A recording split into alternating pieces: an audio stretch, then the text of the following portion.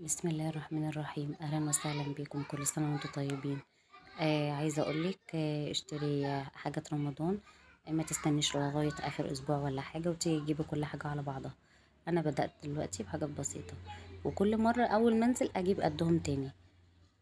جبت اول حاجه عندي الرز. جبت 5 كيلو رز.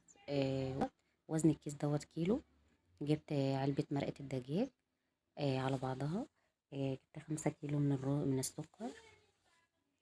وجبت عندي اهم حاجة برضو الفول عشان ندمسه رمضان للسحور.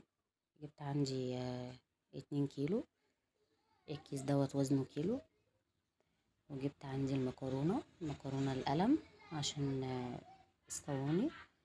صينية المكرونة بشاميل، مكرونة تحمير.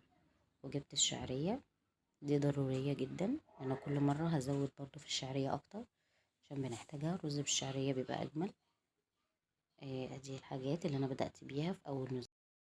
واشوفوا برضو اول مشترياتي من اليميش وبعد كده هكمل ان شاء الله. اول حاجة البلح الناشف جبت كيلو. عندي ستوبيا جبت كيلو برضو. التمر الهندي كيلو.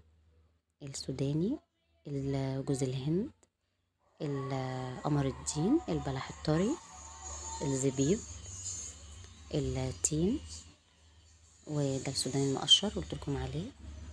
وكل سنة وانتم طيبين وجاهزوا